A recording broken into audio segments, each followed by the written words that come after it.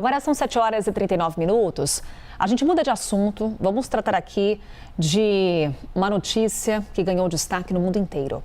Na Ásia, aeroportos reforçaram as medidas de proteção depois que 5 casos do vírus Nipah foram registrados na Índia. Tailândia, Nepal, Taiwan retomaram medidas semelhantes às que foram adotadas durante a pandemia de Covid-19. Vamos falar mais sobre esse vírus com o Dr. Renato Kifuri. Ele que é infectologista, está aqui com a gente sempre nos ajudando a entender o que está acontecendo no mundo. Doutor Kifuri, mais uma vez, seja muito bem-vindo. Um ótimo dia. Obrigado, Carol. Sempre é um prazer estar com vocês. Bom dia a todos que nos acompanham. Doutor Kifuri, vamos lá, né? Para a gente quer entender os riscos quando a gente fala de medidas adotadas semelhantes à Covid-19, já gera essa preocupação em muita gente, da gente retomar aquele cenário que vivenciamos recentemente. Lhe questiono, para começar aqui o nosso bate-papo, o que é esse vírus, o que sabemos sobre ele, o que já tem de informação, doutor? Olha, Carol, é um vírus recentemente descoberto, cerca de 30 anos atrás, foi pela primeira descrição que nós tivemos desse vírus na Malásia, um surto que aconteceu provavelmente numa comunidade que consumia uma água contaminada, provavelmente de um poço, e aí reconheceram ali o morcego como principal agente transmissor dessa doença. E depois também foi observado em alguns porcos, especialmente em mamíferos suínos. O que levou aí, obviamente, à investigação de que trata-se de um vírus que nós chamamos zoonótico, ou seja, ele não atinge só seres humanos, que nem o vírus da catapora, que nem o vírus do sarampo, que nem o vírus da hepatite, que é um vírus só de gente, só de seres humanos. Alguns vírus infectam animais e seres humanos. A Covid-19 é um vírus que infecta animais, a gripe, tem a gripe aviária ou a gripe do porco, e o Nipah também é um vírus que usa como reservatório principal os morcegos. Então, os morcegos são as principais fontes de transmissão, embora se possa ter transmissão também por água contaminada ou alimentos dos animais que foram contaminados também. A grande diferença do Nipah vírus para outros vírus é que é um vírus com alta letalidade, ou seja, mais ou menos 2/3, Carol, de quem adquire esse vírus acaba vindo a óbito. Ou seja, um vírus que tem aí uma facilidade de levar a quadros graves, principalmente neurológicos, e que leva muitas dessas pessoas ao óbito. Daí a grande preocupação. Ele é raro, acontece de vez em quando, mas quando acontece a letalidade, o índice, o risco de morrer é muito grande. Como se dá esse quadro de infecção, doutor? Como é que esse vírus atinge o organismo? Geralmente ele entra, como eu falei, ou através do morcego, de uma picada de um morcego, ou através, mais raramente, através da ingestão de carnes ou alimentos contaminados por esses animais que já foram infectados também, e muito mais raramente através de transmissão de seres humanos para seres humanos. E aí vem a grande, vamos dizer, fato tranquilizador. O vírus não adquiriu até o momento nenhuma grande capacidade de transmissão de pessoa a pessoa. E, portanto, o risco de uma pandemia ou de uma disseminação é muito menor do que um vírus de transmissão respiratória.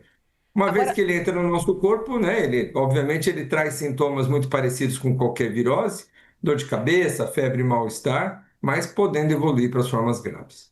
agora, doutor, então chama atenção aqui para o que o senhor falou, né? É um vírus que não tem uma grande capacidade de transmissão de pessoa para pessoa, mas a partir do momento em que ele está circulando, isso pode acontecer, uma mutação desse vírus a ponto de causar uma preocupação maior nos seres humanos? Essa preocupação existe nem tanto pela mutação, Carol, porque é um vírus aparentemente muito estável, mas é o contato muito próximo. As pessoas que são infectadas, elas podem, através de um contato, não eventual, não entrando dentro de um ônibus, tossindo, espirrando, mas, por exemplo, profissionais da saúde que cuidam desses indivíduos infectados, pessoas que vivem no mesmo domicílio, têm um risco maior de transmissão de pessoa. É um vírus de difícil transmissão de pessoa a pessoa, não impossível. Já tem casos de profissionais da saúde que cuidaram de pacientes infectados que ficaram doentes. Então, essa preocupação em aeroportos, dentro de aviões, pessoas viajando, é obviamente a introdução de vírus em regiões onde a doença ainda não existe. Índia, Malásia, região do Sudeste Asiático tem sido ali concentrado, já tem mais de quase 500 casos registrados em todo o mundo nos últimos anos, e tem sido os únicos locais que tem se detectado. Mas o cuidado é esse, é vigilância, fronteiras, né, barreiras desses indivíduos que entram doentes em outros países para tornar restrito e, de novo, né, detecção precoce é fundamental. Doutor, o senhor destaca o que já está sendo feito, por exemplo, em aeroportos. O mundo está reagindo da melhor forma à circulação desse vírus? O alerta da Organização Mundial da Saúde visa justamente conter uma eventual disseminação. Esse é o risco que, obviamente, todos precisamos tomar cuidado. Nesse mundo globalizado, né, Carol, a gente aprendeu isso com a Covid, ninguém está 100% seguro enquanto a gente não tiver, quando nós tivermos doenças circulando em alguma região. Os deslocamentos populacionais são cada vez mais frequentes, o encurtamento dessas distâncias, a gente atravessa o globo hoje em menos de 24 horas, você está em qualquer lugar do mundo.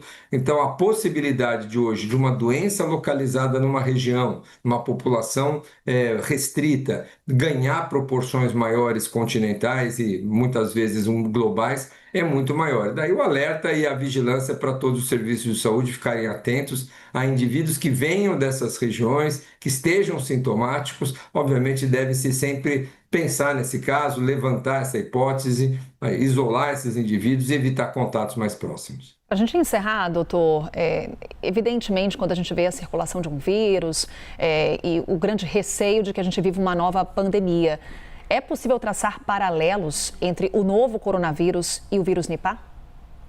Eu acho difícil, viu, Carol? Eu acho que nós estamos falando de vírus de vias de transmissão completamente diferentes, né? O coronavírus é um vírus respiratório, passa como uma gripe, passa como um resfriado, como uma bronquiolite, transmite de pessoa a pessoa, de fácil transmissão, ou seja, um caso consegue gerar muitos outros casos. Nós estamos falando de um vírus cuja principal forma de transmissão é a picada do morcego, ou seja, que esses morcegos que comem frutas nem são muito frequentes aqui entre nós, nós não temos morcegos infectados, nós estamos falando de doença completamente com via de transmissão muito diferente e com risco muito menor.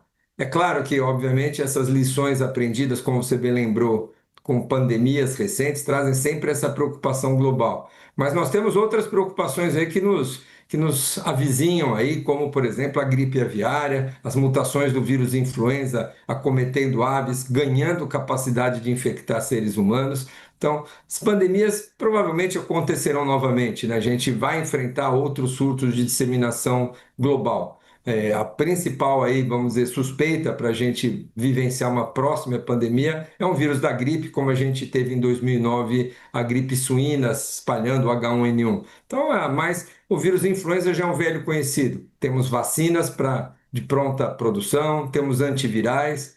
Infelizmente, para o Nipah ainda não existe vacina, não existe tratamento, a gente precisa só controlar, mas volto a dizer, a palavra é muito mais tranquilizadora. O risco de uma disseminação global é muito pequeno, é muito baixo. Os surtos que já ocorreram anteriormente são autolimitados, eles mesmos acabam se esgotando só com essa vigilância e isolamento. Doutor Renato Kfouri nos tranquilizando nesse começo de quarta-feira. Mais uma vez, doutor, muito obrigada por tirar aqui as nossas dúvidas e até uma próxima. Eu que agradeço, Carol. Um grande abraço a você e todos os nossos assinantes.